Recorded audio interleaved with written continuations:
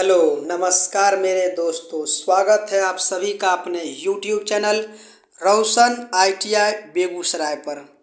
दोस्तों, पारा मेडिकल के इस बृहद श्रृंखला को आगे बढ़ाते हुए आज के इस वीडियो में हम रासायनिक संघटक खनिज एवं उर्वरक के से संबंधित मोस्ट MCQ क्वेश्चन को पढ़ने वाले हैं। चलिए तो वीडियो को शुरू करते हैं। तो आपके सामने स्क्रीन पर पहला क्वेश्चन दिख रहा होगा। क्वेश्चन क्या है, देखिए। वे प्राकृतिक पदार्थ जिनसे किसी तत्व का लाभपूर्वक या मितव्ययता से निष्कर्षण किया जा सके कहलाता है।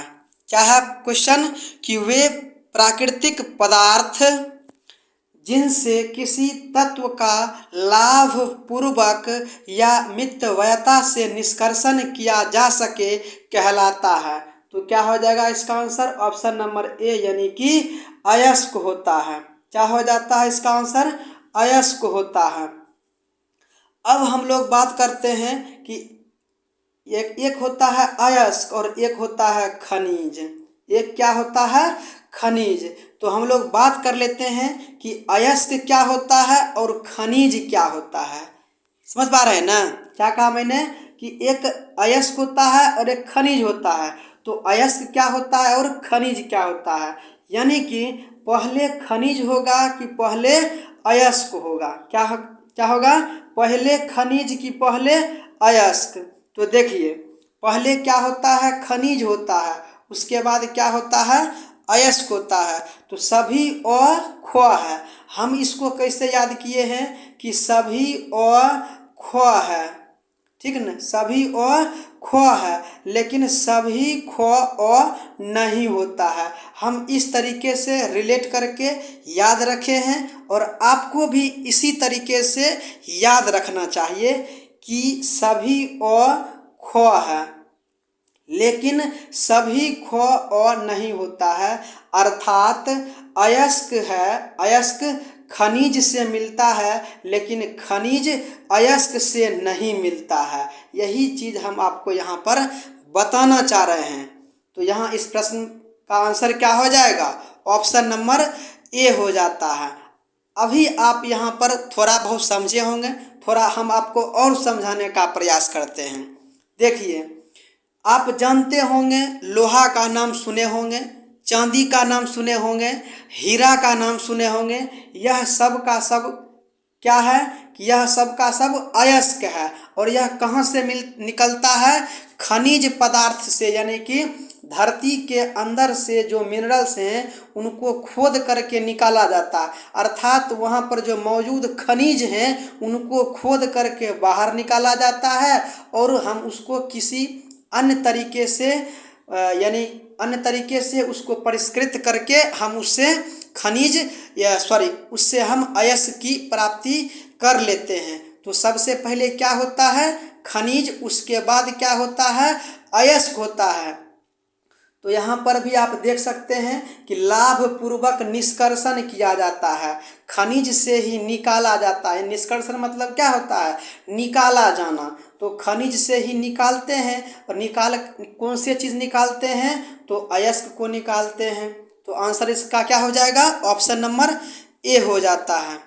आगे चलते हैं अगले प्रश्न पर। देखिए, प्रश्न नंबर 2 है कि निम्न में से कौन सी धातु प्रकृति में मुक्त रूप से प्राप्त होती है? क्या है प्रश्न? निम्न में से कौन सी धातु प्रकृति में मुक्त रूप से प्राप्त होती है? तो क्या हो जाएगा इसका आंसर? ऑप्शन नंबर बी यानी कि प्लेटिनम धातु प्रकृति में मुक्त रूप से प्राप्त होती है। तो कुछ धातु के तत्व के संकेत यहाँ पर दिए गए हैं। तो इसका हम लोग जान लेते हैं कि इसको कहते क्या हैं। Fe, इसको क्या बोला जाता है? लोहा बोला जाता है। क्या वो कहते हैं इसको? लोहा। Al को क्या कहते हैं? एल्यूमिनियम कहते हैं। क्या कहते हैं इसको? एल्यूमिनियम। Mg को क्या कहते हैं? मैग्नीशियम कहते हैं। और Pt को क्या कहते हैं? प्लेटिनम कहते हैं। तो आप समझ गए इसका फुल फॉर्म, यानी कि इस तत्व के जो संकेत दिए गए हैं वह किनका है वो भी आपने देख लिया। और इस प्रश्न का आंसर क्या हो जाएगा, ऑप्शन नंबर बी यानी कि प्लैटिनम हो जाता है। आगे देखते हैं अगले प्रश्न को। प्रश्न है 3 नंबर प्रश्न कि अयस्क पिंच ब्लेड में प्रमुख तत्व हैं। क्या है, अयस्क पिंच ब्लेड में प्रमुख तत्व हैं। तो यह इसका आंसर क्या हो जाएगा, ऑप्शन नंबर डी यानी कि यूरेनियम हो जाता है। क्या हो जाता है, यूरेनियम, यानी कि इसका आंसर क्या हो जाएगा, ऑप्शन नंबर डी हो जाता है। आगे देखते हैं अगले प्रश्न को। प्रश्न है 4 नंबर प्रश्न कि मोनाजाइट एक स्रोत है। क्या है प्रश्न, मोनाजाइट एक स्रोत है। तो मोनाजाइट एक स्रोत है किस चीज़ का, थोरियम का, यानी कि TH हो जाता है। ऑप्शन नंबर बी इस प्रश्न का सही आंसर हो जाएगा। समझ पा रहे होंगे। आगे चलते हैं अगले प्रश्न पर। कार्नेलाइट का सूत्र है। क्या है प्रश्न, कार्नेलाइट का सूत्र है।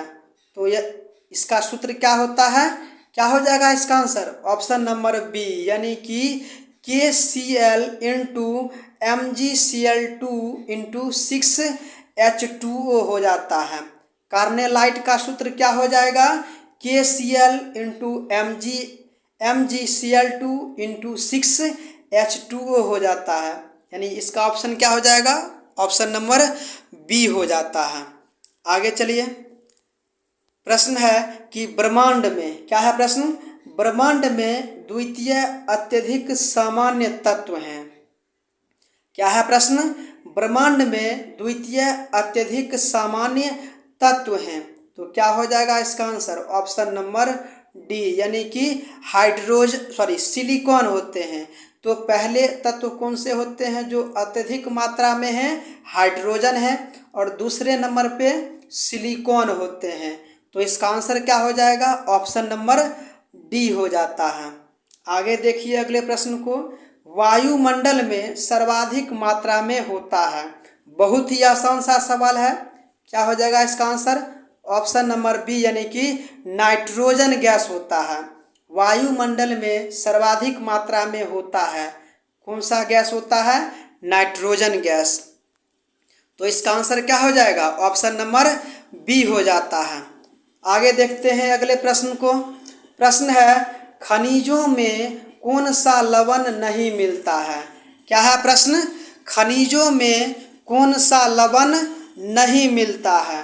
तो ऑप्शन देखिए, ए नंबर में सल्फाइड, बी नाइट्रेट, सी क्लोराइड और डी सल्फेट। तो इसका आंसर क्या हो जाएगा, ऑप्शन नंबर बी यानी कि नाइट्रेट नहीं मिलता है। क्या है प्रश्न, खनिजों में कौन सा लवण नहीं मिलता है। तो कौन सा लवण नहीं मिलता है, नाइट्रेट लवण नहीं मिलता है। आगे देखते हैं अगले प्रश्न को। प्रश्न नंबर 9 देखिए।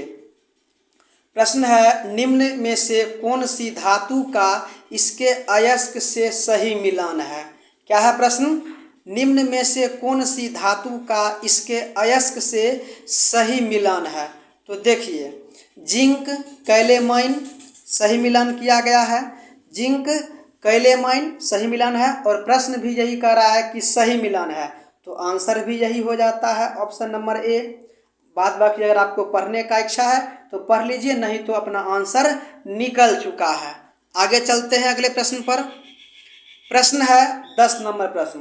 भारत में पाया जाने वाला टाइटेनियम युक्त एक प्रमुख खनिज है।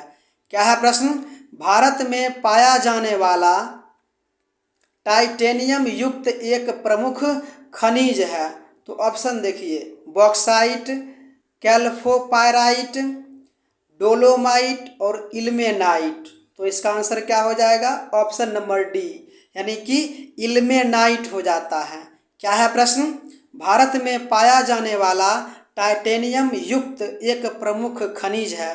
तो आंसर क्या हो जाएगा, ऑप्शन नंबर डी यानी कि इल्मेनाइट हो जाता है। अगले प्रश्न को देखते हैं। जिंकाइट एक खनिज है जिसमें होता है। क्या है प्रश्न, जिंकाइट एक खनिज है जिसमें होता है। जिंकाइट खनिज में क्या होता है, यही इस प्रश्न में हमें बताना है। तो ऑप्शन देखिए ZnCO3, ZnS, ZnSO4 और ZnO। तो इसका आंसर क्या हो जाएगा, ऑप्शन नंबर डी यानी कि ZnO जिंक ऑक्साइड हो जाता है। तो जिंकाइट एक खनिज है जिसमें होता है, क्या होता है इसमें, ZnO होता है। आगे देखते हैं अगले प्रश्न पर। प्रश्न है 12 नंबर प्रश्न, अच्छे उर्वरक का कौन सा गुण महत्वपूर्ण है। क्या है प्रश्न, अच्छे उर्वरक का कौन सा गुण महत्वपूर्ण है। तो ऑप्शन देखिए, ए नंबर में जल में विलय होना चाहिए, बी नंबर पौधे को आवश्यक तत्व सरलता से मिले, सी नंबर जड़ों के लिए हानिकारक नहीं होना चाहिए और डी नंबर उपरोक्त सभी गुण होना चाहिए। तो इसका आंसर क्या हो जाएगा, ऑप्शन नंबर डी यानी कि उपरोक्त सभी गुण होना चाहिए। तो क्या सब गुण अच्छे उर्वरक के लिए होना चाहिए, तो जल में विलय होना चाहिए, सही बात है। पौधे को आवश्यक तत्व सरलता से मिले, यह भी सही होना चाहिए। जड़ों के लिए हानिकारक नहीं होना चाहिए, यह भी सही है। तो यानी कि इस प्रकार से ऑप्शन नंबर डी इस प्रश्न का सही आंसर हो जाता है। आगे देखते हैं प्रश्न, निम्न में से कौन सा यौगिक उर्वरक के रूप में प्रयुक्त होता है। क्या है, निम्न में से कौन सा यौगिक उर्वरक के रूप में प्रयुक्त होता है। तो क्या हो जाएगा इसका आंसर, ऑप्शन नंबर सी यानी कि CaH2PO4 का whole 2 into H2O plus 2 into CaSO4 into 24 H2O होता है। इसका आंसर क्या हो जाएगा, ऑप्शन नंबर सी हो जाता है। हम आपको इस प्रकार के क्वेश्चन से संबंधित भी एक वीडियो आप लोगों के लिए लाएंगे, जिसमें हम आपको इस प्रकार के फार्मूला और यह फार्मूला किस रसायन से संबंधित है हम आपको वह भी बताएंगे। फिलहाल हम अभी यहाँ पर इस चीज़ को नहीं बताएंगे, हम आपको यहाँ पर इसका आंसर ही बता दे रहे हैं कि इसका आंसर क्या हो जाएगा, ऑप्शन नंबर सी हो जाता है। आगे देखते हैं अगले प्रश्न को, हड्डियों की राख में होता है। क्या है प्रश्न, हड्डियों की राख में होता है।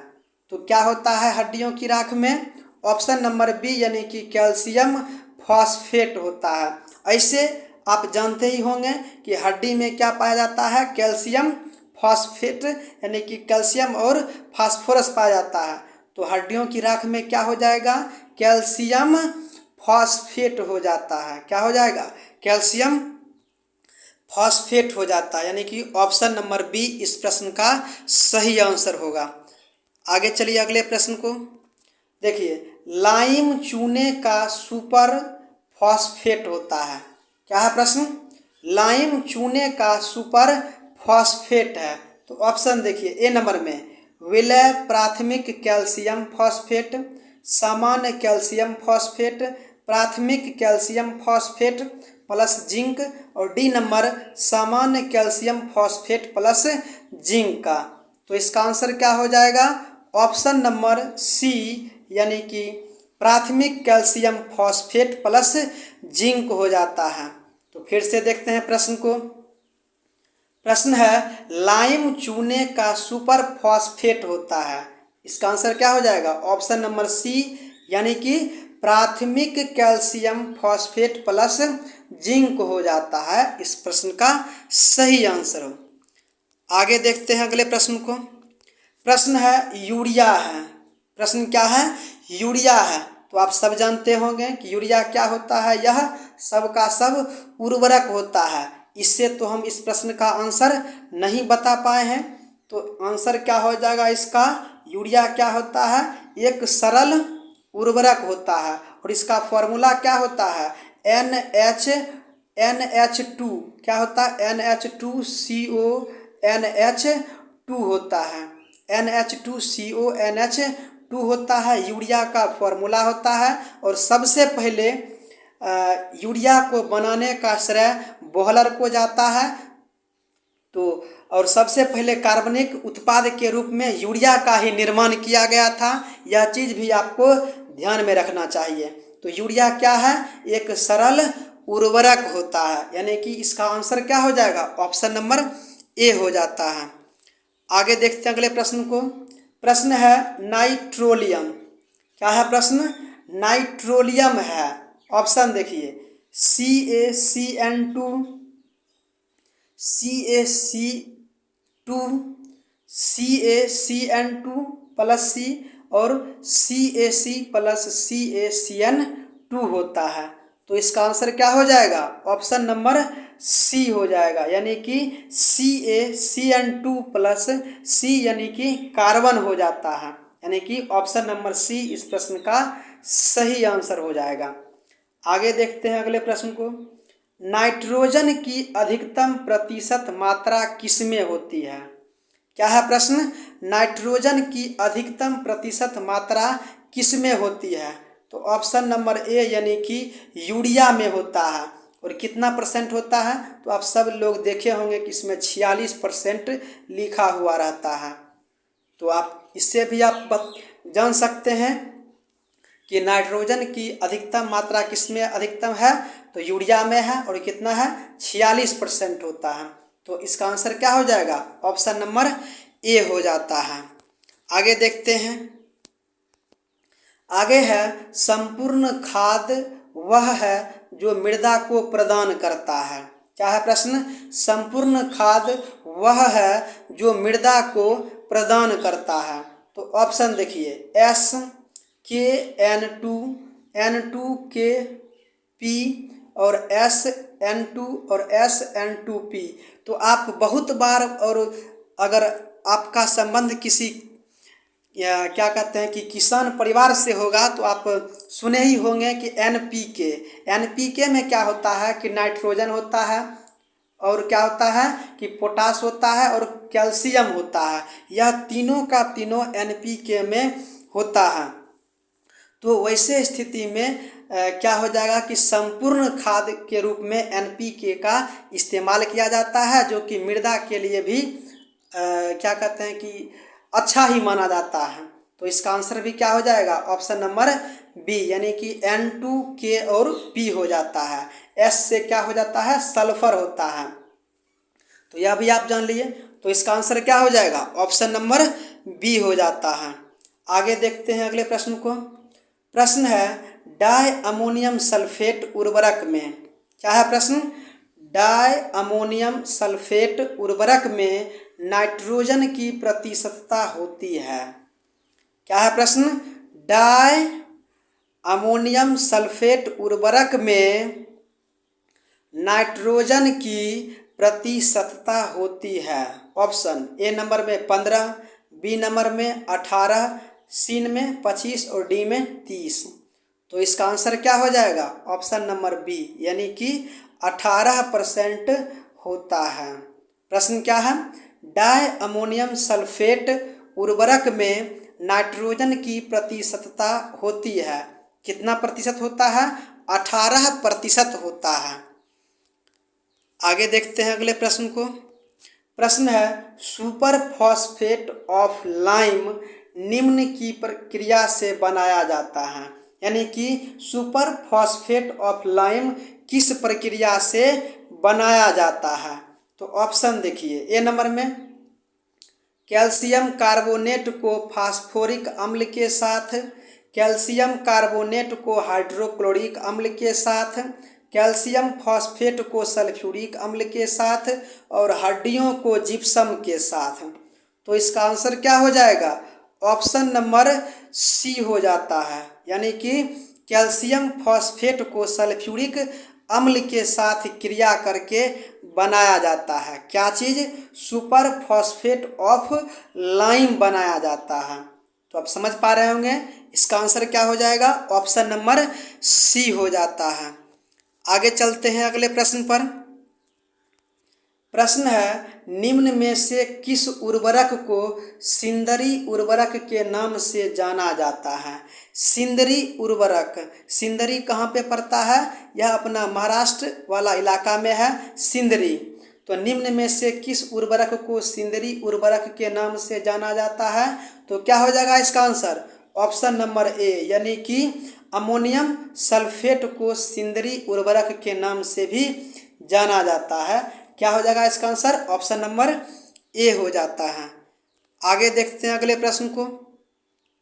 प्रश्न है कि खेती में पोटास खाद का प्रयोग उस वक्त करते हैं जबकि खेती में पोटास खाद का प्रयोग उस वक्त करते हैं जबकि क्या होता है कि फूल नहीं देता है, यानी कि जब पौधा अंतिम स्टेज यानी कि जब वह पौधा फूल देने की स्थिति में होता है और पौधा फूल नहीं दे पाता है, वैसे स्थिति में किसका प्रयोग किया जाता है? पोटास खाद का प्रयोग किया जाता है। पौधे की वृद्धि में यूरिया खाद का प्रयोग करते हैं और नाइट्रोजन के कारण ही पौधा हरा रहता है, आप ये भी कह सकते हैं। तो इसका आंसर क्या हो जाएगा? ऑप्शन नंबर बी यानी कि फूल नहीं आने की स्थिति में खेतों में पोटास खाद का प्रयोग किया जाता है, यानी ऑप्शन नंबर बी इस प्रश्न का सही आंसर होगा। आगे देखते हैं अगले प्रश्न में। प्रश्न है कि किस सूक्ष्म तत्व की कमी से पुष्पन ढक जाता है? पुष्पन ढक जाता है यानी कि पुष्प पूरा नहीं खिलता है। जब देखिए पुष्प पूरा नहीं खिलेगा यानी कि पुष्प स्वस्थ नहीं रहेगा, तो वैसे पेड़ में फल भी अच्छे से नहीं लगते हैं। तो हम बात कर लेते हैं कि किस तत्व सूक्ष्म की कमी से पुष्पन ढक जाता है। तो क्या हो जाएगा इसका आंसर? ऑप्शन नंबर डी यानी कि मॉलिब्डेनम तत्व की कमी के कारण ही पुष्पन ढक जाता है। तो इसका आंसर क्या हो जाएगा? ऑप्शन नंबर डी हो जाता है। आगे देखते हैं अगले प्रश्न को। प्रश्न नंबर 25 देखिए, पौधों में बोरोन की कमी का प्रभाव होता है। क्या है प्रश्न? पौधों में बोरोन की कमी का प्रभाव होता है। तो पौधे में जब बोरोन की कमी होता है तो इससे पौधे में क्या हो जाता है कि पत्तियों का तांबे के समान रंग का हो जाना, यानी कि जिस प्रकार तांबे का रंग होता है वैसा रंग ही पौधे के पत्ती का भी हो जाता है। किस स्थिति में? जब पौधे में बोरोन की कमी होती है। तो इसका आंसर क्या हो जाएगा? ऑप्शन नंबर सी यानी कि इस प्रश्न का आंसर भी क्या हो जाएगा? सी नंबर इस प्रश्न का सही आंसर होगा। तो दोस्तों यही रहे कुछ इम्पोर्टेंट क्वेश्चन जो कि खनिज एवं उनके रासायनिक संगठन तथा उर्वरक चैप्टर से संबंधित हैं। तो हम उम्मीद करते हैं कि हमारा यह क्वेश्चन आपको निश्चित ही परीक्षा के काम आने वाला है। तो अभी तक आप हमारे चैनल को सब्सक्राइब नहीं किए हैं तो सब्सक्राइब ज़रूर कर लें, और वीडियो को शेयर आप नहीं करते हैं, शेयर ज़रूर करिए। तो मिलते हैं अगले कोई वीडियो में, तब तक के लिए धन्यवाद।